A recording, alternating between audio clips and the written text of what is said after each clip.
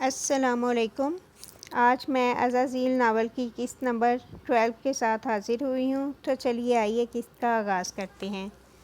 شائستہ سنگار آئینے کے عین سامنے براجمان ہاتھوں پر لوشن لگا کر مساج کر رہی تھی۔ دفعتاً ان کی نگاہ پیچھے بیڈ پر دراز رمیز پر پڑی۔ وہ ناک پر اینک جمائے موبائل میں اپنی ای میلز کو انگوٹھوں سے نیچے کرتے جا رہے تھے۔ ابیحہ اور حرم کے لیے رشتے کی بات کر رہی تھی روہیلہ۔ یہ اس دن کے بعد آج پہلی بات تھی جو شائستہ نے شروع کی تھی۔ رمیز نے چونک کر چہرہ اٹھایا، پھر سمجھ کر اس بات میں سر ہلانے لگا۔ ابیحہ کو کوئی اعتراض نہیں تو مجھے کیا مسئلہ ہو سکتا ہے؟ ان کا بہت ٹھنڈا سا جواب سن کر شائستہ تلملائی تھی۔ وہ اپنی کرسی پر گھومی، رخ پوری طرح سے رمیز کی جانب پھیر لیا۔ آپ کی بیٹی ہے ابیحہ، اور پھر بھی اس قدر غیر دلچسپی آپ کے انداز میں جیسے کہ وہ آپ کی اولاد ہی نہ ہو۔ محض اپنے بھائی کے بچوں کی بھلائی ہی نظر آتی ہے آپ کو۔ ان کے طنز پر رمیز نے پرسکون سا سپاٹ چہرہ اٹھایا تھا، پھر بستر سے اتر کر وہ موبائل ہاتھ میں تھامے ان کے عین سامنے کھڑے ہوئے۔ ہاتھ بڑھا کر ان کی ایک لٹ کان کے پیچھے اڑسی۔ شائستہ گلابی آنکھوں سے ان کا سرد چہرہ تک رہی تھی۔ شائستہ: ابیحہ، تم، نینا اور رضا میرا گھرانہ ہو۔ جاوید اور اس کی اولاد کو میں اپنی زندگیوں سے بہت پہلے ہی نکال کر باہر پھینک چکا ہوں، اس لیے مجھے مت اکساؤ کہ میں اپنے پرانے طریقے پر اتر کر رات کی تنہائی میں تمہیں بھی کسی گلدان سے موت کی نذر کر دوں۔ آئندہ۔ رمیز نے ان کے کھلے بالوں کو یکلختی مٹھی میں جکڑا تو شائستہ کی خوف سے چیخ نکلتے نکلتے رہ گئی۔ وہ ایک پل کے لیے رمیز سے خوف زدہ ہوئی تھی۔ مجھے جاوید یا اس کے گھرانے کا طعنہ ہرگز نہ دینا۔ میں تمہاری ہر وقت کی بکواس نہیں سن سکتا، سمجھی؟ انہوں نے شائستہ کے بالوں کو آخر میں جھٹکا دیا تو ان کا سانس اوپر کا اوپر اور نیچے کا نیچے رہ گیا۔ وہ سیدھے ہو گئے، پھر ایک مردہ نگاہ شائستہ پر ڈال کر باہر کی جانب بڑھ گئے۔ وہ اب فون پر نمبر ڈائل کرتے ہوئے کسی کو فون ملا رہے تھے، پھر کان سے لگا کر زینے اترنے لگے۔ اس لڑکی کو میرے آفس بلواؤ احمد، دو ٹوک بات کرو اس سے، اور اگر وہ ان کاغذات کو دینے سے انکار کر دے تو شاہی کو اشارہ کر دینا۔ انہوں نے حکم دے کر فون کان سے ہٹایا تھا، پھر سامنے سے آتی ابیحہ پر نگاہ پڑی تو چونک سے گئے۔ وہ طیش سے بل کھاتی، پیر ٹیچتی ہوئی آ رہی تھی۔ انہیں ایک نظر دیکھا تو بگڑے چہرے پر مزید بدمزگی پھیل گئی۔ وہ گزرتے وقت کے ساتھ ساتھ رمیز کو ناپسند کرنے لگی تھی۔ کہاں سے آ رہی ہو ابی؟ یہ آپ کا مسئلہ نہیں ہے ڈیڈ، پلیز، اس نے ہاتھ جلا کر بدتمیزی سے کہا، اور پھر دم دم کر کے زینے عبور کرتی اوپر چلی گئی۔ وہ بے یقینی سے زینے عبور کرتی ابیحہ کو دیکھ کر رہ گئے تھے، پھر سامنے سے آتی نینا ان کے گوش گزار کیا کہ وہ حرم کے سرد رویے پر غصے میں آ گئی تھی۔ وہ بے تاثر نگاہوں سے سن کر آگے بڑھ گئے، یہ جانے بغیر کہ ابیحہ پاگلوں کی طرح کمرے کی ہر شے الٹتی جا رہی تھی۔ وہ اب غصے میں کچھ بھی کر گزرنے کو تیار رہتی تھی۔ یہ اس کا رویہ نارمل نہیں تھا، یہ بہت اب نارمل سا رویہ تھا۔ اسے اب نینا اور شائستہ مل کر سنبھالا کرتی تھیں۔ ابھی بھی سنگار آئینے پر کچھ بھاری سی شے ٹکرانے کی آواز پر شائستہ اور نینا اس کے کمرے کی جانب بھاگی تھیں، اور دوسروں کی بیٹیوں کو ذہنی مریض بنانے والا نہیں جانتا تھا کہ اس کے اپنے خاندان میں ذہنی امراض کا زہر گھلتا جا رہا ہے۔ اس نے کلینک کے شیشے سے ڈھکا دروازہ دھکیلا اور پھر تیزی سے اندر داخل ہوا۔ زاویار اس کی توقع کے عین مطابق ٹی وی کے سامنے رکھے صوفے پر براجمان تھا، اور ابھی وہ اس کی جانب بڑھنے ہی لگا تھا کہ درمیان میں سارنگ آ گیا۔ حرم، آرام سے، ہم آرام سے بات کر سکتے ہیں۔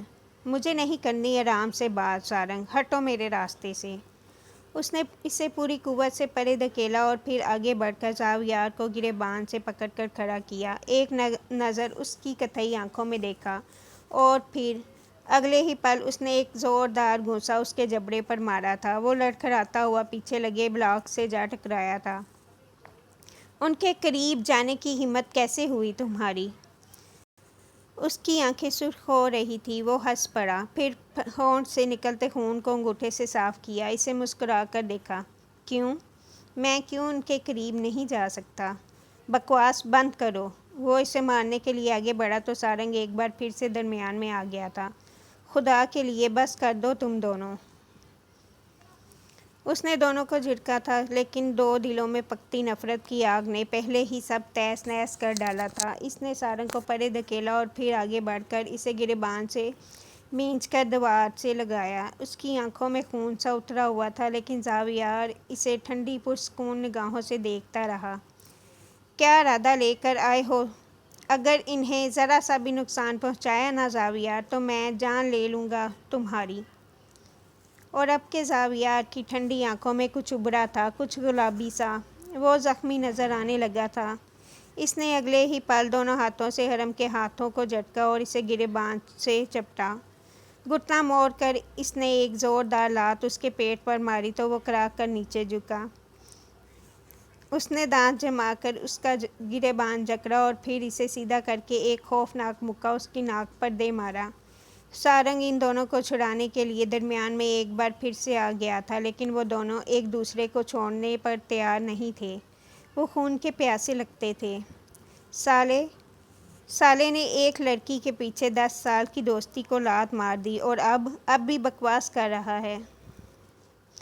وہ اس پر دھاڑا تو حرم نے ناک سے نکلتا خون آستین سے رگڑا اور سارنگ کو ایک جانب دھکیلا۔ پھر اس نے پوری قوت سے زاویار کو مکہ مارا تھا۔ وہ لڑک کر زمین پر جا گرا۔ اس شام میں نے بھروسہ کیا تھا تم پر، اور تم نے میری پیٹھ میں جھرا گھونپا تھا۔ وہ زندہ ہوتی، وہ آج میرے ساتھ ہوتی، لیکن تجھ جیسا دوست خدا کسی دشمن کو بھی نہ دے۔ دونوں کے منہ خون سے بھر گئے تھے۔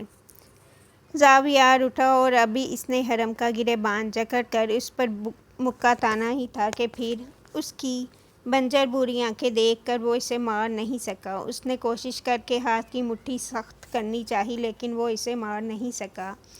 اس نے نہ مارنے کی بے بسی پر غصے سے اسے پرے دھکیل دیا تھا۔ کلینک میں پھولی سانسوں کی آوازیں سنائی دینے لگی تھیں۔ حرم نے ایک آخری متنفر نگاہ اس پر ڈالی تھی اور پھر آگے بڑھ آیا، لیکن پھر اس کی آواز پر اس کے قدم زنجیر سے ہو گئے۔ وہ اپنی جگہ سے ہل نہیں سکا۔ پسند کرتے ہو تم انہیں؟ سارنگ نے بھی چونک کر اس کی پشت دیکھی تھی۔ وہ پلٹ نہیں سکا۔ وہ اس بات کا سامنا نہیں کرنا چاہتا تھا۔ محبت کرنے لگو گے عن قریب تم ان سے۔ اس نے زخمی مٹھی بھینچ لی تھی، پھر لبوں کو سیدھی سی لکیر میں بند کر لیا۔ گلے میں گھلٹی ابھر کر معدوم ہوئی۔ سیاہ آنکھیں چھم سے اس کے سامنے لہرائی تھیں۔ وہ اگلے ہی پل آگے بڑھا اور پھر شیشے کے دروازے کو پار کر گیا۔ زاویار اور سارنگ پیچھے تنہا رہ گئے۔ نازنین چھت پر گھومتے پنکھے کو تکتی رہی، اور حرم وہ اس ساری رات سڑکوں پہ بے سمت چلتا رہا، شہوار سے نازنین اور نازنین سے شہوار تک کھینچے گئے دائرے میں گھومتے ہوئے۔ اسے احساس نہ ہو سکا کہ وہ بھی ان سیاہ آنکھوں میں تفریق کیے بغیر ان کا اسیر ہوتا جا رہا تھا۔ 18 سال قبل۔ ان دنوں جاوید زندہ تھے، لیکن ان کی طبیعت از حد خراب رہنے لگی تھی۔ وہ اب کھانستے تو منہ اور ناک سے اکثر خون بہہ نکلتا۔ انہی دنوں انہیں طلحہ کے جیل توڑ کے بھاگنے کی اطلاع موصول ہو گئی تھی۔ وہ دن رات اس کا انتظار کرتے رہے۔ وہ اسے ایک آخری دفعہ اپنی نگاہوں کے عین سامنے دیکھنا چاہتے تھے، کیونکہ وہ جانتے تھے کہ ان کے پاس اب مہلت کے اعصار بے حد کم تھے۔ طلحہ کو نہ گھر آنا تھا اور نہ وہ آیا، لیکن جاوید اس بات کو سمجھنے سے قاصر تھے کہ آخر طلحہ اسے جیل کو توڑ کر باہر نکل کیسے سکتا تھا۔ کیا وہ اتنا طاقتور اور چاق و چوبند تھا کہ کسی بھی جیل کو توڑ کر باہر نکل سکے؟ اس کے لیے طلحہ کی جسمانی اور ذہنی حالت کے پیش نظر یہ سب سوچنا انتہائی احمقانہ سا عمل تھا۔ وہ اپنی بیماری کے ہاتھوں دن بدن گلتے جا رہے تھے۔ نازنین، صوفیہ اور نومولود وجدان کی ذمہ داری کا بوجھ ان کے کندھوں پر بہت گہرا اثر ڈالنے لگا تھا۔ وہ اس بوجھ تلے دب کر ختم ہونے کے قریب ہونے لگے تھے۔ انہیں رمیز کی مدد درکار تھی، انہیں ان سے بات کرنی تھی، انہیں ان سے بات کرتے ہی بنی تھی۔ وہ ان کے آفس چلے آئے۔ ان کا کھنڈر وجود اور زرد سا چہرہ دیکھ کر بھی رمیز کے چہرے پر ترہم کے کوئی آثار نمودار نہیں ہوئے تھے۔ وہ ویسے ہی اپنی گھومتی کرسی پر پیچھے ہو کر ٹھنڈی نگاہوں سے جاوید کو تکتا رہا تھا، کیونکہ انہیں ایسے تکنا اسے لطف دیا کرتا تھا۔ اس کے اندر پلتے شیطان کے لیے انسانوں کی اذیت باعث تسکین تھی۔ وہ اسی تسکین کے لیے تو اب تک زندہ تھا۔ اس کا مرنا ممکن نہ تھا جب تک وہ جاوید کو اپنی نگاہوں کے سامنے سسک کر مرتا ہوا نہ دیکھ لیتا۔ بھائی، میں آپ کو آخری دفعہ خدا حافظ کہنے آیا ہوں۔ رمیز کے سامنے براجمان زرد سا کھنڈر وجود لیے جاوید اپنی بے بسی کی آخری حدود پر تھا۔ ان کی آواز اس سمے لرز رہی تھی، پلکوں پر کئی آنسو ٹھہرے ہوئے تھے، حلق دکھنے لگا تھا۔ اس کی ضرورت نہیں تھی جاوید، مجھے کبھی بھی آخری ملاقاتوں میں دلچسپی نہیں رہی۔ تم اس ملاقات کو حذف کرنے کا حق بخوبی رکھتے تھے۔ چند پل آفس کی فضا میں بے رحم سی کافور کی بو پھیلی محسوس ہونے لگی۔ ظاہر ہوتی فضا میں جاوید کا سانس لیا جانا دشوار ہونے لگا تھا۔ وہ یکدم کھانسے تو خون کی کئی قطرے اڑ کر ان کے لباس پر گرے۔ وہ اپنے کپکپاتے ہاتھوں سے بامشکل لبوں پر جمع خون صاف کر رہے تھے۔ کیا آپ مجھ سے اتنی نفرت کرتے تھے بھائی؟ کیوں؟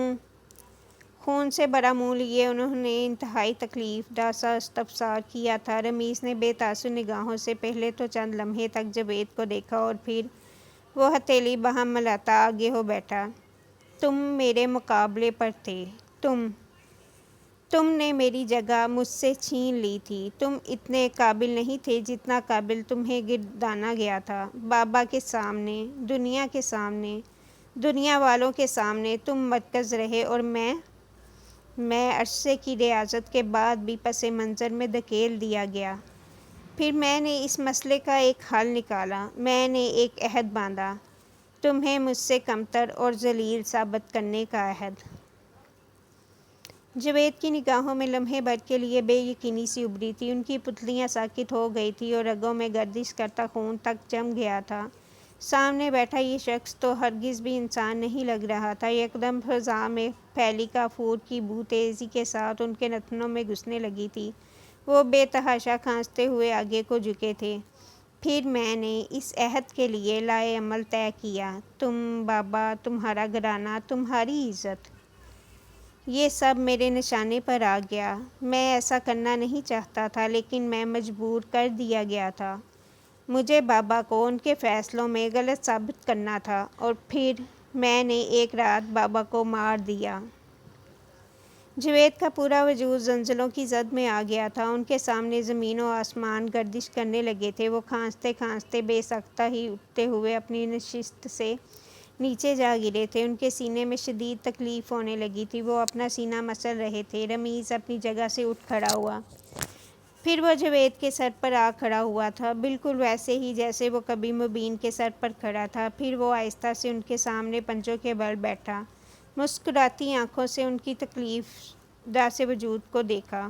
دیکھو جاوید، بابا اپنے فیصلوں میں غلط تھے۔ بابا کو جاننا چاہیے تھا کہ میں کبھی بھی تم سے کمتر نہیں تھا۔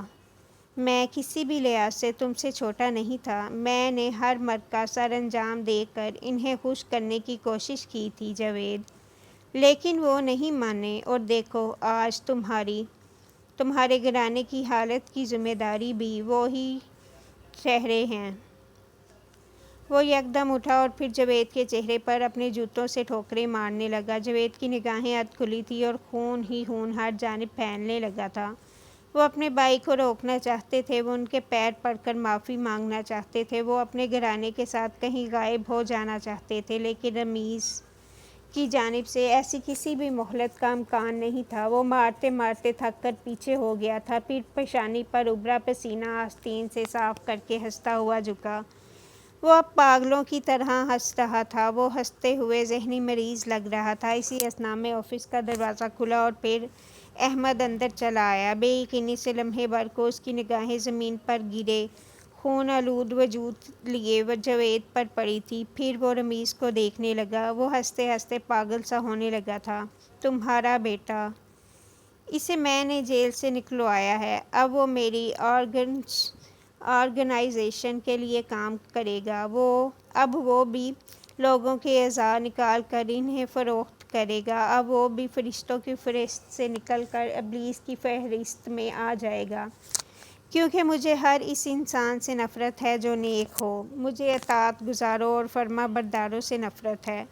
مجھے سرکش اور شر پسند لوگ پسند ہیں۔ مجھے نفرت اور حسد سے بھرپور آگے بڑھ کر اپنا حق نوچنے والے لوگوں سے انسیت ہے، جو غصے میں نہیں آتے، جو معاف کر دیتے ہیں، جو حسد نہیں کرتے، جو نیک بننے کا ڈھونگ رچاتے ہیں۔ مجھے ایسے لوگوں سے اپنی تمام تر حیات سے بڑھ کر نفرت ہے، نفرت ہے، نفرت، بہت زیادہ نفرت۔ اس کی سخت ٹھوکروں سے جاوید کا چہرہ مسخ ہونے لگا تھا۔ وہ ادھموئے ہوئے بامشکل سانس لے رہے تھے۔ آفس میں تازہ خون کی بو ہر جانب پھیلنے لگی تھی۔ احمد اب تک سن سا دروازے کے ساتھ کھڑا تھا۔ اسے رمیز کی ذہنی حالت قطعاً بھی درست نہیں لگ رہی تھی۔ اب کہ وہ گہرے گہرے سانس لیتا سیدھا اٹھ کھڑا ہوا تھا، پھر احمد کو آنکھ سے اشارہ کیا اور وہ تھوک نگلتا آگے بڑھ آیا۔ جاوید کو اٹھایا، اسے دو لوگوں کی مدد سے گھسیٹتا ہوا پارکنگ لاٹ تک لے کر آیا۔ رمیز بھی ان کے ساتھ ساتھ زینے اتر رہا تھا۔ آج وہ اس کہانی کا انجام اپنے ہاتھوں سے لکھنے والا تھا۔ آج وہ اس کہانی کو تمام کرنے والا تھا۔ عزازیل پوری طرح سے ابلیس بن گیا تھا۔ سڑک پر رات کے اس پہر کوئی بھی وجود نہیں تھا۔ گاڑیوں کی آمد و رفت تھی اور نہ لوگوں کی۔ وہ ایک سنسان سیاہ حصہ تھا۔ احمد نے جاوید کو سڑک کے عین درمیان میں لٹا دیا تھا۔ وہ کپ کپا رہے تھے، ان کے ہلتے لب کسی کا نام لینے کی کوشش کر رہے تھے۔ وہ اپنے بھائی کا نام لے رہے تھے، شاید کیونکہ وہ انہیں شیطان نہیں بننے دینا چاہتے تھے، وہ انہیں روک لینا چاہتے تھے۔ لیکن پھر کچھ کام نہ آیا، نہ آہو بکا، نہ ہی دعائیں، نہ ہی آنسو۔ دور سے ہیڈ لائٹس چمکی، یکایک آسمان سے پانی کی بوندیں برسنے لگی تھیں، پھر بوچھاڑ سی شروع ہو گئی۔ جاوید کے وجود پر لگا خون پانی کے ساتھ بہنے لگا۔ پھر ٹائر چرچرانے کی تیز آواز آئی تھی اور اگلے ہی پل رمیز کی گاڑی جاوید کو کچلتی ہوئی ان کے عین اوپر سے گزر گئی تھی۔ یکدم ہی آسمان زور سے گرجا، یوں لگا گویا وہ نیچے آ گرے گا۔ ہر جانب سناٹا پھیل گیا، ہر جانب خاموشی چھا گئی، گہرائی، جہنم جیسی بھیانک اور سیاہ خاموشی۔ آسمان آج اپنی پوری طاقت سے برس رہا تھا۔ رمیز اپنی گاڑی سے نکل آیا تھا، پھر وہ بوچھاڑ تلے چند لمحات کے لیے جاوید کے کچلے گئے لہولہان سے وجود کو دیکھے گیا، اور پھر اگلے ہی پل وہ لڑکھڑاتے قدموں سے آگے بڑھ آیا۔ غصہ شیطان آگ سے بنایا گیا تھا، اور پھر یہ جس پر بھی وارد ہوا اس کے وجود کو غصے کی آگ سے بھر گیا۔ غصے سے پناہ طلب کرنی چاہیے، غصے کو کبھی اپنے دل میں جگہ نہیں دینی چاہیے۔ غصہ پکتا رہتا ہے، ابلتا رہتا ہے، کسی ہانڈی کی طرح دلوں میں کھولتا رہتا ہے۔ اس سے پناہ طلب کرنی چاہیے، اس سے معافی مانگنی چاہیے۔ تڑا تڑ برستی بوچھاڑ تلے وہ اب کے جاوید کے سرہانے آ بیٹھا تھا، اور اب وہ بالکل خاموش چہرہ لیے سفید چہرے کے ساتھ ان کے مسخ کیے گئے وجود کو تک رہا تھا۔ نازنین نے اپنے باپ کے کچلے گئے وجود کو ڈولی میں پڑے دیکھا تو پاگل سی ہو گئی۔ وہ محض 10 سال کی تھی۔ اس نے اپنے بال نوچ لیے۔ وہ اتنا چیخی کہ اس کے پھیپھڑوں سے جان ختم ہونے لگی۔ اسے لگا اب اس کے حلق سے خون آ جائے گا۔ وہ اب بابا کو کہاں سے لائے گی؟ وہ اب جاوید کو کہاں ڈھونڈے گی؟ یا خدا، وہ اب کہاں جائے گی؟ اس رات وہ بارش تلے بھیگتی رہی تھی، اس پوری رات وہ روتی رہی تھی، اس پوری رات اس نے اپنے ساتھ ہوئے ظلم کا ماتم کیا تھا۔ وہ رات اس کی زندگی کی سیاہ راتوں میں سے ایک تھی۔ وہ رات اس جسمانی استحصال والی سیاہ رات سے بھی کہیں زیادہ سیاہ تھی۔ وہ آنکھوں کو اندھا اور دل کو درد سہنے کے بعد بنجر کر دینے کی حد تک شفاف رات تھی، کیونکہ زندگی کی کچھ راتیں بہت شفاف اور سیاہ ہوا کرتی ہیں۔ وہ بھی ایک سیاہ، سرد اور بے رحم رات تھی۔ اس نے جاوید کو کھو دیا تھا اور اس نے اسی رات خود کو بھی کہیں وہیں کھو دیا تھا۔ آج صبح کی خنک سی دھوپ میں ہر جانب سردی گھل گئی تھی۔ روئی کے گالوں کی مانند نرم سی تمازت میں انسان کے اندر جمی برف پگھلنے تک کا ہنر رکھتی تھی۔ یونیورسٹی میں ہر جانب خاموشی کا راج تھا۔ لائبریری بھی اپنے اندر زمانوں کی داستانوں کا بوجھ سمیٹے سر اٹھائے کھڑی تھی، کسی بری لیکن مضبوط عمارت کا سا تاثر لیے۔ اس نے بادابی نام کا نفیس سا جوڑا زیب تن کر رکھا تھا، بالوں کو حسب عادت ہاتھ باندھے وہ مصروف سی کتابوں کی فہرست دیکھتی، ان کی ترتیب درست کر رہی تھی۔ دور الہام بیٹھی اپنی چاند نما اینک ناک پر جمائے سنجیدگی سے کمپیوٹر پر نگاہیں مرکوز کیے انمہاک سے کام میں مصروف دکھائی دے رہی تھی۔ صبح صبح کا وقت ہونے کے باعث باقی لائبریرینز ابھی تک نہیں آئے تھے اور وہ دونوں تنہا خاموشی سے اپنے کاموں میں مصروف تھی۔ یکا یک لائبریری کے دروازے کو دھکیل کر کوئی اندر داخل ہوا تو اس نے یوں ہی سر اٹھا کر دیکھا اور پھر ٹھہر گئی، لب بجھ گئے، ابرو تن گئے۔ وہ مسکراتا ہوا اس کے عین سامنے آ کھڑا ہوا تھا، جینز پر شرٹ کے اوپر بھوری جیکٹ پہنے، بالوں کو ماتھے پر گرائے، ہاتھ میں بیشتر کتب تھامے، قطعی آنکھیں لیے۔ نازنین نے اس پر دوسری نگاہ ڈالنا گوارا نہیں کیا، وہ اپنی فہرست کے ساتھ ایک بار پھر سے مصروف ہو چکی تھی۔ یہ کتابیں، یہ واپس کرنے آیا ہوں میں۔ ٹھیک ہے، آپ وہاں رکھ دیں انہیں۔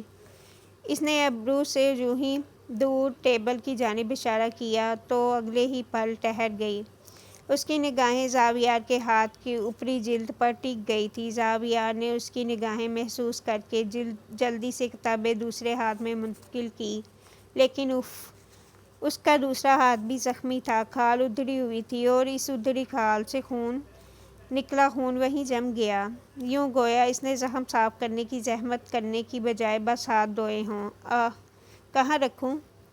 اس نے گلابی چہرے کے ساتھ پوچھا تو نازنین نے ایک سنجیدہ سا ابرو اٹھا کر اسے دیکھا، پھر گہرا سانس لے کر فہرست شیلف کے اوپر رکھ دی۔ اس کے ہاتھ سے کتابیں لے کر آگے بڑھتے ہوئے ٹیبل پر رکھی۔ بیٹھو یہاں۔ ساتھ ساتھ ابرو سے کرسی کی جانب اشارہ بھی کیا۔ وہ خاموشی سے بیٹھ گیا، حیرت سے اس کی پشت کو دیکھے گیا۔ وہ اب اپنے دراز سے جھک کر فرسٹ ایڈ باکس نکال رہی تھی، پھر اس کے قریب چلی آئی۔ مانا کہ تم ابھی اپنی جوانی کے عین دنوں میں سفر کر رہے ہو، لیکن اس کا مطلب یہ ہرگز نہیں ہے کہ اپنے زخم صاف کیے بنا انہیں ادھڑا رکھو گے۔ اپنے نہیں تو اپنے گھر والوں کا ہی خیال کر لینا چاہیے، وہ سنجیدگی سے کہتی اب کھڑے کھڑے باکس کھولے دوائی نکال رہی تھی۔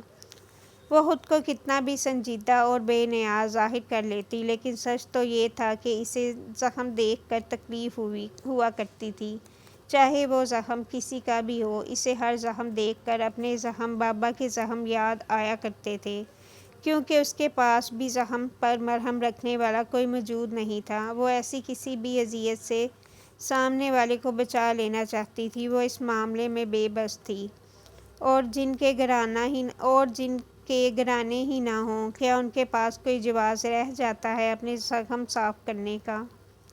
اس نے بڑے آرام سے پوچھ کر نازنین کو حیران کر دیا تھا۔ اس کی روئی درست کرتے ہاتھ لمحے بھر کو ٹھہرے تھے، پھر اس نے سکون سے سر اٹھایا۔ سیاہ آنکھیں دھوپ کے عکس میں چمک رہی تھیں۔ زاویار کو پلکیں جھپکانے میں دقت کا سامنا کرنا پڑا۔ میں ہرگز بھی تمہارے کاؤنٹر اٹیکس کا جواب دینے نہیں کھڑی یہاں، اسی لیے خاموشی سے بیٹھو اور اپنا ہاتھ آگے کرو۔ کیوں؟ کیونکہ تم میری وجہ سے زخمی ہوئے ہو۔ اور وہ اگلا سانس نہیں لے سکا۔ سفید چہرے کے ساتھ اس نے سر اٹھا کر نازنین کی جانب دیکھا تھا۔ کیا وہ حرم اور اس کے بارے میں جانتی تھی؟ کیا وہ اداکاری کر رہی تھی؟ کیا اسے حرم نے اعتماد میں لے رکھا تھا؟ کیا مطلب؟ خشک پڑتے حلق کے ساتھ اس نے لاپرواہی سے پوچھا تو نازنین آگے جھکی، پھر بے حد احتیاط سے روئی پر لگی دوائی اس کی اوپری جلد پر پھیرنے لگی۔ وہ اسے زخم صاف کرتے ہوئے دیکھ کے گیا۔ کسی نے آج تک اس کے زخم یوں صاف نہیں کیے تھے۔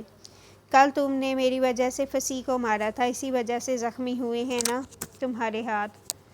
میں اپنے اوپر احسان نہیں رکھتی، احسان کے بدلے احسان سے دے دیا کرتی ہوں، اسی لیے ہرگز مت سمجھنا کہ میں کسی رحم دلی کے تحت تمہارے زخم صاف کر رہی ہوں۔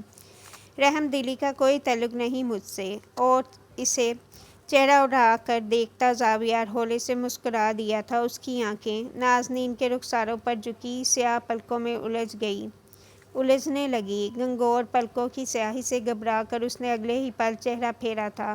اسی پہر دروازے کے پار کھڑے حرم نے اپنے ہاتھ کی زخمی پشت نگاہوں کے سامنے کی تھی۔ اس کی آنکھوں میں زخم سا ابھرا، گردن کے آس پاس بچھی نسیں پھول سی گئی۔ اسے کہیں اندر تک تکلیف ہوئی تھی۔ وہ لائبریری کے اندر اس کا زخم صاف کر رہی تھی اور وہ لائبریری کے باہر کھڑا زخم ہو رہا تھا۔ انجانے راستوں پر قدم دھرتے جانے وہ کہاں پہنچنے والے تھے، لیکن اتنا تو طے تھا کہ کوئی ایک ضرور ان میں سے کسی گہری تکلیف کا شکار ہونے والا تھا، کیونکہ تکون کبھی بھی دو کے علاوہ کسی ایک سے وفا نہیں کیا کرتے۔ ٹھیک ہے میڈم، میں خود کر لیتا ہوں۔ اس نے خوف سے دھڑکتے دل کے ساتھ کسمسا کر اپنا ہاتھ نکالا تو وہ چونکی۔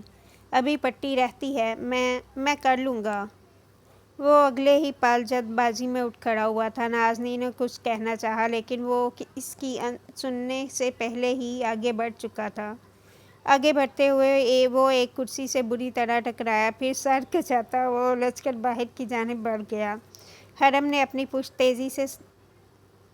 تیزی کے ساتھ دیوار سے لگائی تھی، لیکن زاویہ اس کی جانب متوجہ نہیں تھا۔ وہ الجھتا ہوا دوسری جانب بڑھ گیا تھا۔ اس نے ایک نگاہ لائبریری کے شیشے سے ڈھکے دروازے پر ڈالی۔ وہ اندر جھک کر اب کتابوں کی ترتیب کو آخری نگاہ دیکھ رہی تھی، اور وہ اس دمکتی سی صبح کی مانند دمک بھی رہی تھی۔ اس نے اگلے ہی پل اپنا سراپا پھیرا اور پھر تیزی سے راہداری عبور کرتا چلا گیا۔ خاموش راہداری میں بکھرے زرد پتے اب تک یوں ہی بکھرے ہوئے تھے۔ فرخندہ خالہ صوفیہ کے ساتھ کچن میں کھڑی ہاتھ بٹا رہی تھی۔ وہ ان سے عمر میں خاصی بڑی اور سمجھدار سی بردبار خاتون تھی۔ میں تو بہت خوش ہوں خالہ کہ میری نازو کا رشتہ آ رہا ہے، وہ بھی اتنے اچھے گھرانے سے۔ اب میری بچی کا بھی گھر بس جائے گا۔ ان کی خوشی آج کوئی بھی بخوبی محسوس کر سکتا تھا۔ خالہ آہستگی سے مسکرائی تھی، گویا ان کی جلد بازی پر۔ وہ اچھے گھرانے والے ہیں تو ہماری نازو بھی کسی سے کم نہیں ہے۔ لاکھوں میں ایک ہے ہماری بچی، ویسے ہے کہاں؟ وہ انہیں آس پاس نظر نہ آئی تو آخر میں پوچھا، کہاں ہونا ہے اس نے بھلا؟ صوفیہ نے سر جھٹک کر ٹماٹر کٹنگ بورڈ پر کاٹتے ہوئے کہا، یونیورسٹی گئی ہوئی ہے۔ مجال ہے جو ایک دن کی بھی چھٹی کر لے یہ لڑکی۔ جانتی بھی ہے کہ کتنا اہم دن ہے، لیکن نہیں، میرے لاکھ کہنے پر بھی چلی گئی۔ وہ خوش تو ہے نا صوفیہ؟ فرخندہ کو یوں ہی اندیشہ ہوا تھا۔ صوفیہ نے گہرا سانس لیا۔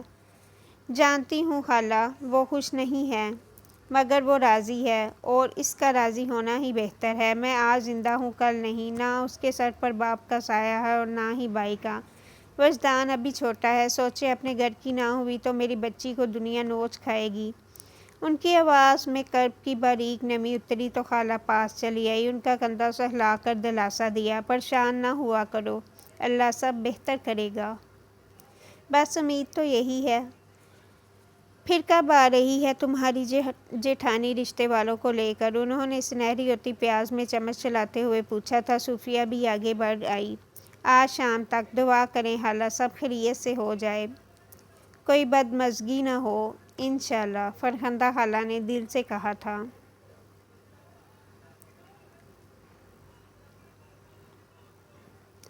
وہ اپنے لان کے عقبی حصے میں بنے تہہ خانے میں کھڑا تھا۔ اس کے ہونٹ اور ناک پر زخموں کے نشان تھے۔ جینز پر سفید ٹی شرٹ پہنے اور سیاہ ہوڈی کو ایک جانب کرسی پر ڈالے وہ سامنے لگے شیشے کو دیکھ رہا تھا۔ صبح والا منظر نگاہوں میں بار بار تکلیف سی بھر رہا تھا، لیکن وہ پھر بھی بنا کسی تاثر کے کھڑا رہا۔ وہ زیادہ وسیع تہہ خانہ نہیں تھا، ایک درمیانہ سا کمرہ تھا جس کے ایک کونے میں کاٹ کباڑ تھا اور دوسری جانب ایک ٹیبل کے اوپر گلاس وال تھی، اس وال پر جا بجا اسٹکی نوٹس، مختلف تصاویر اور ہتھیاروں کے نام وغیرہ لکھے ہوئے تھے۔ نیچے ٹیبل پر مختلف قسم کے ہتھیار بھی رکھے ہوئے تھے۔ اس نے اپنے کان میں لگے بلوٹوتھ کو مزید جمایا اور پھر سوچتی نگاہوں سے سامنے لگی تصویر کو دیکھے گیا۔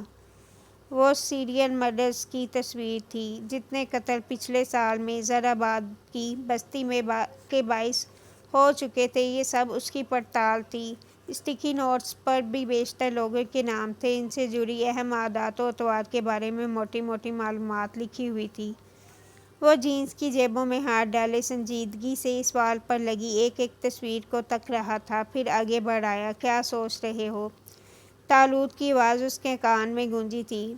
قتل کو پکڑنے کے لیے قاتل کی نفسیات کو سمجھنا ضروری ہوتا ہے طالوت، اور جس طرح کے قتل زیرو کے حصے میں درج ہے وہ بہت پروفیشنل اور خوفناک ہے۔ اس نے اس تصویر کو نگاہوں کے سامنے کیا اور پھر بغور اس میں موجود انسان کے جسم پر لگے زخموں کو دیکھنے لگا۔ تمہیں یقین ہے کہ زیرو کو ہی ناظرین تک رسائی کا اسائنمنٹ دیا گیا ہے؟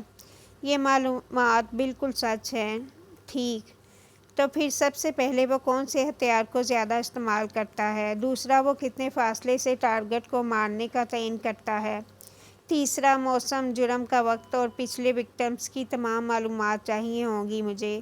جتنی معلومات میرے پاس تھی میں تمہیں دے چکا ہوں حرم، لیکن اس میں بہت سے مس ڈائریکشنز ہیں۔ ایک جانب اس کا ٹارگٹ شاٹ گن کا شکار ہے تو دوسری جانب وہ سنائپر رائفل استعمال کرتا ہوا نظر آ رہا ہے۔ قاتل اکثر ایسے کرتے ہیں تاکہ ان تک پہنچنے والوں کی سوچ کو یکسوئی حاصل نہ ہو سکے۔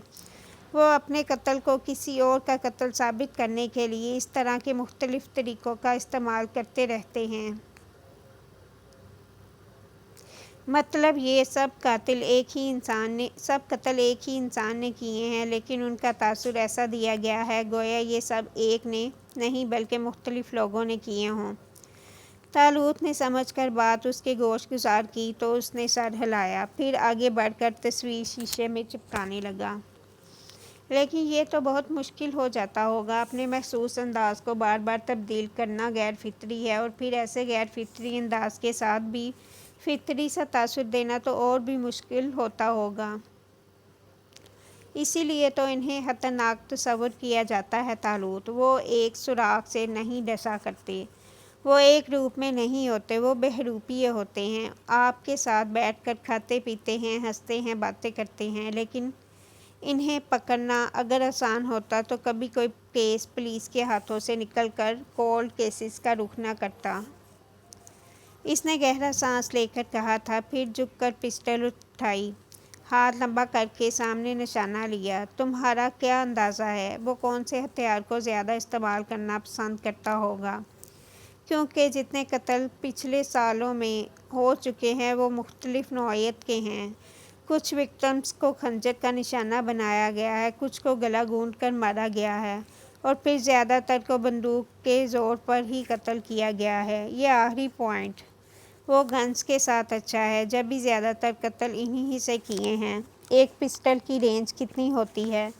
کم از کم 100 میٹر۔ یہ قریب کے نشانے زیادہ اچھے سے سنبھال سکتی ہے، اور جتنے قتل زیرو کے کھاتے میں لکھے ہیں ان میں ایک بات مشترکہ ہے، وہ قریب نہیں ایک فاصلے سے مارے گئے ہیں، جس کا مطلب یہ ہے کہ وہ رائفلز کا استعمال شوق سے کرتا ہوگا۔ اس نے پسٹل کو رکھ کر رائفل اٹھائی اور پھر اس بڑی سی گن کو اپنے ہاتھ میں کسی ماہر کی مانند رکھ کر نشانہ لینے لگا۔ اور ہمارے پاس رائفل کی ایک عمومی رینج کیا ہوتی ہے؟ 500 میٹر، لیکن یہ خطرناک ثابت ہو سکتی ہے۔ اگر نشانہ رینج سے باہر نکل کر لیا جائے تو یہ مس لیڈ کرنے کا باعث بن سکتی ہے۔ ایسے میں ہم اس تاثر کو بھی رد کر دیتے ہیں کہ اس کا پسندیدہ ہتھیار رائفل ہوگی۔ وہ تیزی سے گویا زیرو کی نفسیات کو ڈی کوڈ کر کے بولتا جا رہا تھا، لیکن سنائپر رائفلز یہ ایک طویل رینج تک ٹارگٹ کو قابو رکھنے کی صلاحیت رکھتی ہے۔ اس کے اندر ایک خصوصی ٹیلی اسکوپ ہوتا ہے جو اسے باقی سب ہتھیاروں سے ممتاز بناتا ہے، اور اس کی رینج کم از کم 2000 میٹرز تک ہوتی ہے۔ ایک ایسا ہتھیار جو زیرو جیسے قاتل کے لیے باعث تسکین ہو اور جو اس کے فاصلے سے قتل کرنے کی خواہش کو بھی پورا کرتی ہے۔ اس نے رائفل سامنے ٹیبل پر رکھی اور پھر سیدھا کھڑا ہو گیا، ہاتھ ایک بار پھر سے جیب میں اڑس لیے۔ اس کا دراز قد اور مضبوط جسم مدھم روشنی میں واضح ہونے لگا تھا۔ اوریبی، اتنی تیزی سے باتوں کو ڈی کوڈ کر کے تم مجھے خوف زدہ کر دیتے ہو کبھی کبھی۔ وہ طالوت کی بات سن کر تلخی سے مسکرایا تھا، پھر سر اٹھا کر سامنے لگی تصویر کو باری باری دیکھا۔ رمیز انصاری، احمد لغاری، باقر حمدانی، طلحہ انصاری، وجدان انصاری، ان سب کی پاکٹ سائز تصویر ایک گولائی میں لگی ہوئی تھی اور اس کے عین درمیان میں نازنین کی تصویر تھی، وہی جس سے اس کہانی کا آغاز ہوا تھا۔ تمہیں کیا لگتا ہے یہ قتل کرنے کا حکم کس لیے دیا گیا ہوگا؟ کیا صرف پیسے کے پیچھے ہاتھ ہے یا ان مالکان کا؟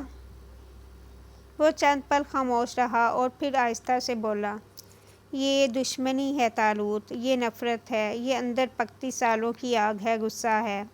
مجھے رمیز انصاری کے بارے میں زیادہ کچھ تو نہیں پتہ، لیکن یہ شخص ان سب باتوں کا دماغ ہے، باقی اس کے کارندے، اس کا درد، وہ ان کا ہیڈ ہے، وہ ہی سب کچھ قابو کر رہا ہے، لیکن میں اس کی سوچ تک نہیں پہنچ پا رہا۔ دشمنی کس بنیاد پر؟ نفرت، غصہ، گلٹ کس چیز کا؟ اور پھر نازنین جیسی لڑکی اس کے اتنے بڑے کاروبار کے سامنے کیا کر لے گی؟ یہ سب باتیں ایک ہی بات کی جانب اشارہ کرتی ہیں کہ وہ حسد کا شکار ہے، وہ اس سے جلتا ہے۔ ایک بات بتاؤ، جاوید اور رمیز کا رشتہ کس قسم کا تھا؟ اس نے رک کر پوچھا تو طالوت نے دوسری جانب گہرا سانس لیا۔ جہاں تک میں جانتا ہوں وہ دونوں بہت اچھے رشتے کے ساتھ رہ رہے تھے۔ آفس میں بھی ورکرز معمول کے مطابق ہی یاد رکھتے ہیں جاوید کو، اور پھر ہر سال رمیز جاوید کے لیے لاکھوں کا صدقہ بھی تو دیتا ہے۔ ان کے مابین اچھا رشتہ تھا۔ حرم نے نچلا لب دانتوں تلے دبا رکھا تھا، کہیں سے کچھ غائب تھا، اس کے دماغ میں پوری تصویر نہیں بیٹھ رہی تھی۔ بری آنکھوں میں ایک پل کو کچھ ابھرا تھا، مجھے اس کے آفس جانا چاہیے۔ کس لیے؟ طالوت چونکا۔ اس نے آگے بڑھ کر کرسی پر ٹنگا ہڈ اٹھایا اور پھر پہننے لگا۔ وہ مجھے اپنا داماد بنانے کے لیے خاصا بے تاب ہے آج کل۔ میں اس کا یہی شوق پورا کرنے جا رہا ہوں۔ داماد؟ ہاں، وہ میری ماں تو میرا رشتہ تک طے کر چکی ہیں، اب بس بد دکھاوے کی نوبت رہ گئی ہے۔ طالوت دوسری جانب ہنس دیا تھا۔ واقعی شادی کر رہے ہو کیا؟ شادی تو کر لوں گا، لیکن انہیں یہ ضرور بتاؤں گا کہ رات کی تاریکی میں ان کے آفس کے کیمروں کو دھوکہ دے کر اس کے کیبن میں موجود پینٹنگ کے پیچھے کندہ سیف کو نقلی فنگر پرنٹ سے کھول کر کاغذات کی پڑتال کرنے والا کوئی اور نہیں، یہ ہونے والا داماد ہی تھا۔ کیا خیال ہے تمہارا؟ اس سب کے بعد مجھے قبول کر تو لے گا نا وہ؟ اور طالوت کی ہنسی دوسری جانب نہیں رک رہی تھی۔ حرم نے بہت دنوں بعد اس کی ہنسی سنی تھی۔ لمحے بھر کو اس کے آس پاس ایجنسی کی شمعیں بکھرنے لگیں، تب جب سب اچھا تھا، تب جب وہ دونوں دوست تھے، تب جب اس نے ماجی اور شہوار کو نہیں کھویا تھا، تب جب اس کا اتنا گہرا نقصان نہیں ہوا تھا۔ مجھے یقین ہے کہ اس سب کے بعد وہ تمہیں ضرور ہی قبول کر لے گا۔ اور اب کہ حرم اس کا جواب سن کر مسکرا دیا تھا، پھر تہہ خانے کے زینے عبور کرنے لگا۔ جاوید کی بیٹی، وہ کیسی لڑکی ہے؟ اور وہ زینے چڑھتے چڑھتے ٹھہر سا گیا تھا۔ سیاہ آنکھیں، گلابی نمی، زخمی آواز، صبح والا منظر، نگاہوں میں ایک بار پھر سے دھواں بھر گیا۔ اس نے خود پر بامشکل قابو پا کر کہا، وہ بہت خوفناک ہے۔ کیوں؟ طالوت کو ایسے کسی جواب کی توقع نہیں تھی۔ اس نے اوپر چڑھ کر تہہ خانے کو لاک کیا اور پھر سبزہ زار پر آگے بڑھایا، جیبوں میں ہاتھ ڈالے، گردن جھکا کر چلتا ہوا وہ زیر لب بول رہا تھا۔ وہ لڑکی کسی سے ڈرتی نہیں ہے طالوت، وہ ظالم کا منہ توڑ کر رکھ دیتی ہے، پھنکارتی ہے، ایسی سنجیدہ نگاہوں سے دیکھتی ہے کہ سانس تک رکنے لگ جاتا ہے انسانوں کا۔ زندگی میں اس نے کوئی 100 سے اوپر چانٹے تو لوگوں کو مار ہی دیے ہوں گے۔ اور زبان، بہت بے رحم ہے اس کی زبان۔ اچھی بات ہے، اس ظالم دنیا میں رہنے کے لیے انسان کو اتنا بے رحم تو ہونا ہی پڑتا ہے۔ اس نے بھی بات سے اتفاق کر کے اس بات میں سر ہلایا تھا، پھر ٹہر کر دور سبزہ زار پر گرتی دھوپ کو دیکھنے لگا۔ اس کی بری آنکھیں دھوپ کی تماز تلے کانچ سی دکھ رہی تھی۔ وہ ایسی آنکھیں تھیں کہ ان پر عاشق ہونے کو دل چاہتا تھا۔ وہ زاویار کا کہن مجھے اس بارے میں کوئی بات نہیں کرنی طالوت، تم کب تک اس مسئلے کو یوں ہی لٹکا کر رکھنا چاہتے ہو حرم؟ اس کی آنکھوں میں زخم سا تاثر ابھر آیا تھا۔ دوست نے دھوکہ دیا تھا اسے، دوست نے پیٹھ دکھائی تھی، دوست نے تکلیف کا گڑھا کھود دیا تھا اس کے لیے۔ وہ چاہ کر بھی ان کربناک ساعتوں کو بھول نہیں پایا تھا۔ جب تک میں زندہ ہوں تب تک تو یہ مسئلہ یوں ہی چلتا رہے گا، رکھتا ہوں اب۔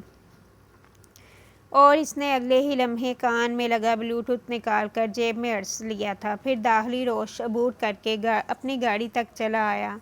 اسے آج رمیز کے آفس جانا ہی تھا، اپنے اس ایک عدد مکے کی معافی مانگنے۔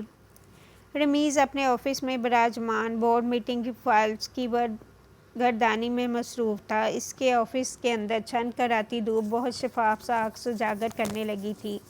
اس کے سامنے قیمتی فرنیچر کا ٹیبل رکھا تھا اور ٹیبل سے پرے 2 عدد کرسیاں۔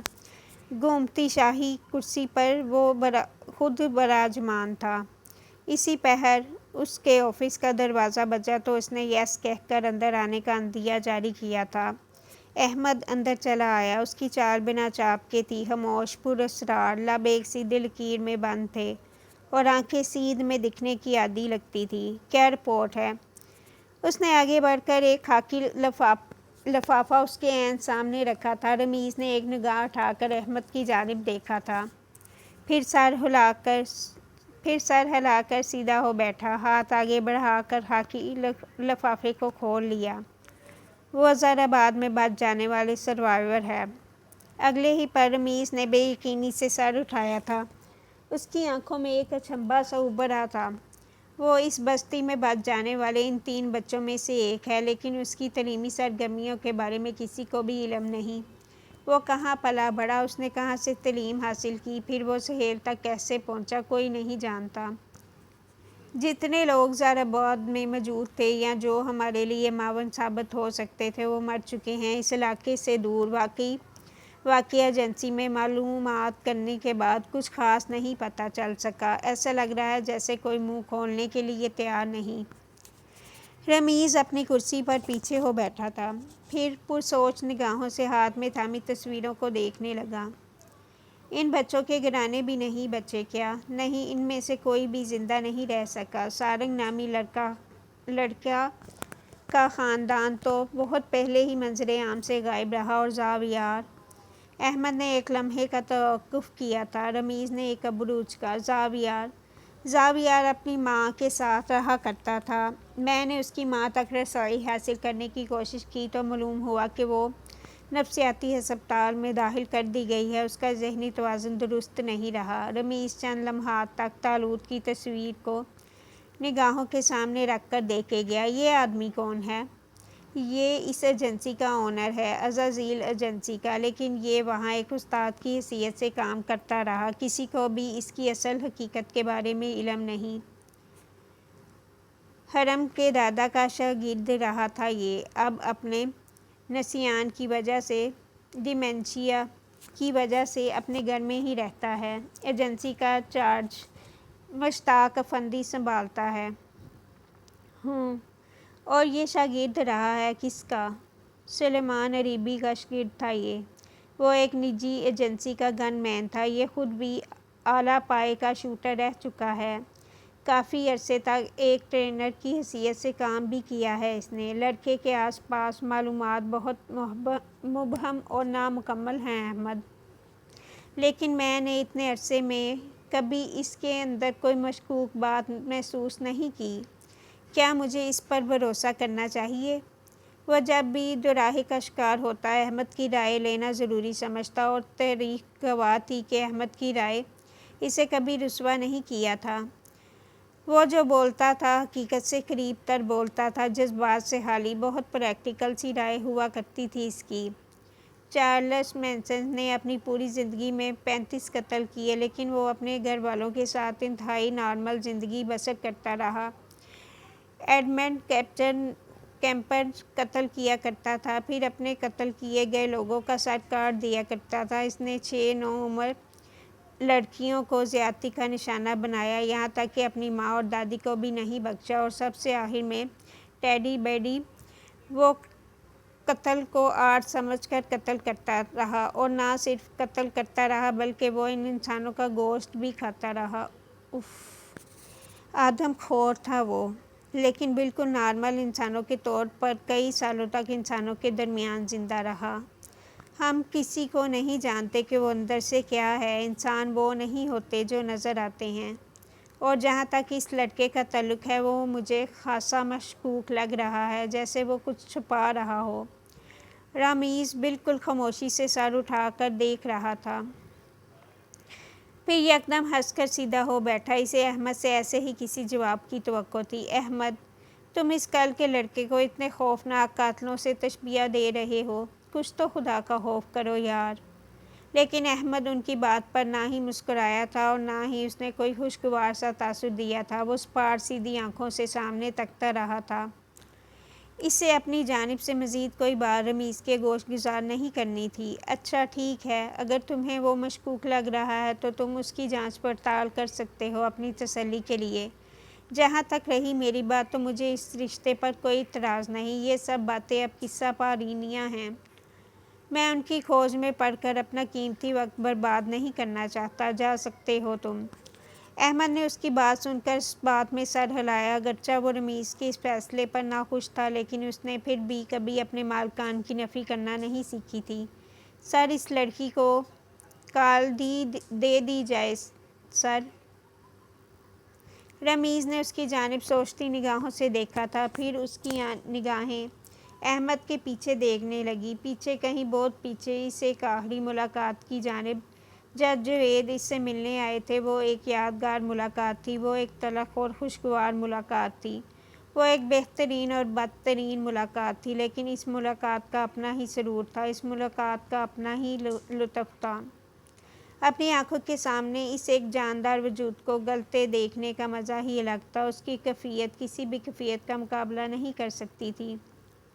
خدا کو اس کے فیصلوں میں غلط ثابت کرنے کے لیے ہی تو ابلیس نے اس کی نافرمانی مول لی تھی۔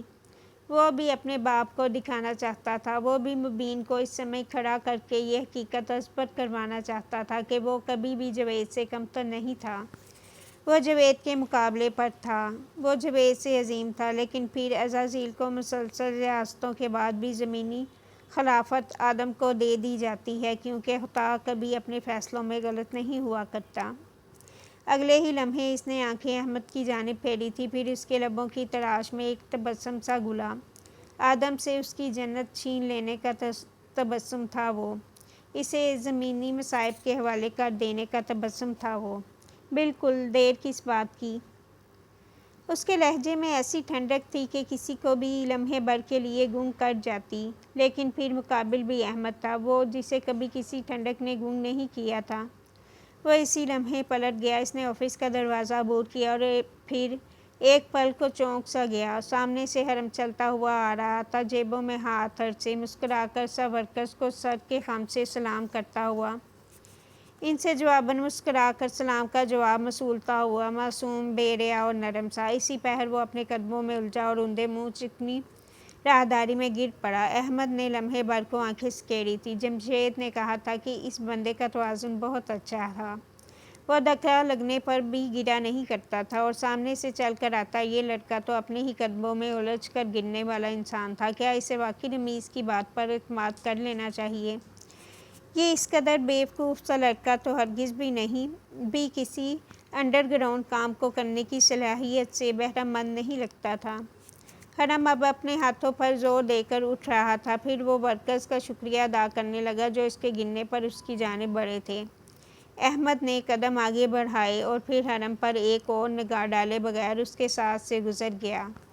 حرم بھی آگے بڑھ آیا تھا، لیکن اب اس کی آنکھیں نہیں مسکرا رہی تھیں، لب سیدھی لکیر میں بند ہو چکے تھے، اور نگاہیں محتاط سے انداز میں اطراف کا جائزہ لے رہی تھی۔ توازن قائم رکھنے والوں سے زیادہ توازن کو غیر متوازن کرنے والا بھی کوئی نہیں ہوتا، بالکل ویسے ہی جیسے جھوٹ بولنے والوں سے زیادہ سچ کا جاننے والا کوئی نہیں ہوا کرتا۔ اس نے اگلے ہی پل رمیز کے آفس کا دروازہ کھٹکھٹایا تھا اور پھر اندر چلا آیا۔ وہ فائلز کی پڑتال میں مصروف تھا، لیکن جو ہی اس نے چہرہ اٹھا کر دیکھا تو خوشگوار سی حیرت سے مسکرا اٹھا۔ حرم بھی گرم جوشی سے مسکرا کر قریب چلا آیا تھا۔ رمیز اٹھ کھڑا ہوا تھا، پھر مسکراتے ہوئے ہاتھ آگے بڑھایا تو حرم نے بنا کسی توقف کے اس کا ہاتھ کو بآسانی تھام لیا۔ بیٹھو حرم، کیسے آنا ہوا اور آج کیسے شرف بخش دیا ہمارے آفس میں قدم رکھنے کا تم نے؟ وہ بھی مسکرا کر کرسی پر بیٹھ گیا تھا۔ اس نے واضح طور پر رمیز کو اپنے چہرے پر لگے زخم دیکھ کر نظر انداز کرتے ہوئے دیکھا تھا۔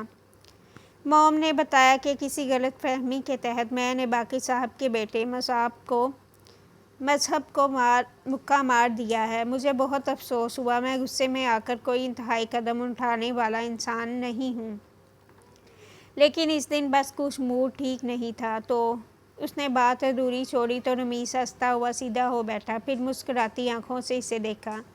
ان آنکھوں میں سب کچھ تھا، ستائش، گرم جوشی، مسکراہٹ، حرم کے لیے واضح پسندیدگی۔ بس حرم کو ان آنکھوں میں انسانیت کی کمی صراحت سے محسوس ہوئی تھی۔ بھئی جب ہم اس عمر میں تھے تو اس طرح کے واقعات اکثر ہو جایا کرتے تھے، اور رحیلہ سے میں نے جان بوجھ کر اس طرح کی شکایت کی تھی تاکہ تم اپنے عمل کی معافی مانگنے ہی سہی لیکن ہمارے آفس چلے آؤ اور دیکھو میں اپنی کوششوں میں کبھی ناکام نہیں ہوا۔ اب بتاؤ چائے لوگے یا پھر کافی؟ اس نے کہتے کے ساتھ ہی ہاتھ فون کی جانب بڑھایا تو حرم نے مسکرا کر ہاتھ اٹھا کر انہیں کسی بھی قسم کی ضیافت سے باز رہنے کا اشارہ کیا۔ میں کچھ مصروف ہوں انکل، چائے کافی کے لیے پھر کبھی حامی بڑھ لی جائے گی۔ آپ برائے کرم مجھے باقی صاحب کے کیبن کا بتا دیجیے، مجھے ان سے معافی مانگنی چاہیے۔ اس سے تم بات کر لینا، لیکن کچھ ہمارے ساتھ بھی تو بیٹھو۔ اپنی مصروفیات کے بارے میں بتاؤ، سہیل کا کاروبار کیسے رخ اختیار کر رہا ہے اور تم کیسے دیکھتے ہو کاروباری ترقی کو؟ ڈیڈ کے بزنس کے ساتھ اگرچہ میں ابھی تک ٹھیک سے مانوس نہیں ہو پایا ہوں انکل، لیکن پھر بھی کچھ باتیں مجھے سمجھ آنے لگی ہیں۔ بزنس ڈیلنگز کے علاوہ بھی بہت سے کام سر انجام دینے ہوتے ہیں۔ محنت، لگن اور انتھک گرم جوشی ہی کسی بھی کاروبار کی ترقی کا پہلا زینہ ثابت ہو سکتی ہے۔ اس کے علاوہ کچھ بھی کاروبار کو زمین سے اٹھا کر آسمان تک نہیں پہنچا سکتا۔ وہ تمتماتے چہرے کے ساتھ مسکرا کر تیز تیز بولتا جا رہا تھا اور رمیز اس کی معصومیت پر محض مسکرا کر سر اس بات میں ہلا رہے تھے۔ یہ بچہ، کیا اس کی پڑتال کرنے کو احمد کہہ رہا تھا؟ یہ احمد بینا کبھی کبھی زائد از ضرورت ہی مشکوک ہو جاتا ہے۔ تم محنتی ہو حرم، اور مجھے ذہین لوگ بھی اتنا متاثر نہیں کیا کرتے جتنا محنتی کرتے ہیں۔ تم ایک ایسی جگہ سے آئے ہو جہاں پر کسی کا بھی مستقبل کسی بھی طرح محفوظ نہیں ہو سکتا تھا، لیکن پھر بھی تم وہاں سے نکلے اور یہاں کے عیش و عشرت کے باوجود بھی تم نے بگڑنے کی بجائے مثبت پہلو کی پیروی کی۔ انسان کی اصل ہمیشہ سازگار سے ماحول میں واضح ہوا کرتی ہے، تب جب وہ سب کچھ کرنے کا اہل ہو لیکن پھر بھی اپنا ہاتھ ہر اس کام سے روک لیتا جو اس کے لیے درست نہیں۔ میں تم سے یقیناً متاثر ہوا ہوں۔ وہ ستائشی نگاہوں سے اسے دیکھ کر کہتا پیچھے ہو کر بیٹھا تھا۔ حرم مسکرایا، پھر سر کو خم دے کر ان کی جانب کی گئی تعریف موصول کی۔ آپ کی جانب سے کی گئی اس تعریف کے لیے میرے پاس جواب میں کہنے کے لیے کچھ بھی قابل قدر نہیں، لیکن آپ کا بے حد شکریہ انکل۔ میں ایک کامیاب بزنس ٹائکون کی جانب سے کیے گئے اس تعریفی کمپلیمنٹ کو اپنے لیے اعزاز گردانتا ہوں۔ اس کے مقابل براجمان رمیز نے اسے سراہتے ہوئے سر اس بات میں ہلایا تھا، پھر وہ آگے بڑھ کر ساتھ رکھا انٹرکام اٹھانے لگا۔ جاوید انکل کے بعد تو بہت مشکل ہوئی ہوگی آپ کو اتنی بڑی انڈسٹری کے معاملات سنبھالنے میں۔ اور اس نے دیکھا کہ گرم جوشی سے رمیز کے بڑے ہاتھوں میں اگلے ہی پل سرد سی لہر دوڑ گئی تھی۔ اس کی نگاہیں رمیز کے ہاتھوں سے سفر کرتی ہوئی اس کے چہرے کی جانب اٹھی تھیں۔ جمے دانت، ماتھے پر ابھرے بالوں میں اضافہ، ابرو کا یکلخت ہی تن جانا، لبوں کا پیچھے کی جانب بجھ جانا بس ایک لمحے کا کھیل تھا۔ وہ اگلے ہی لمحے سنبھل کر اداسی سے مسکرایا تھا۔ حرم کی آنکھوں سے اس کی وہ ایک لمحے کی پیچیدہ سی جنس چھپی نہیں رہ سکی تھی۔ وہ بغور اس کے تاثرات دیکھ رہا تھا، لیکن جو ہی رمیز نے اس کی جانب دیکھا تو وہ پریشان سا نظر آنے لگا، فکر مند سا، پیارا سا۔ جاوید اور بابا کے جانے کے بعد اس انڈسٹری نے بہت خراب وقت کا سامنا کیا ہے، لیکن پھر بھی میں نے اپنی بھرپور کوشش کی ہے کہ اسے دوبارہ سے کھڑا کر سکوں۔ ان دونوں کی کمی تو کبھی کوئی پوری نہیں کر سکتا، لیکن پھر بھی میں ان کے لیے جو کر سکتا تھا وہ میں نے ضرور کیا۔ Oh I am sorry Javed uncle, آپ کے چھوٹے بھائی تھے، میں سمجھ سکتا ہوں آپ کی تکلیف کو۔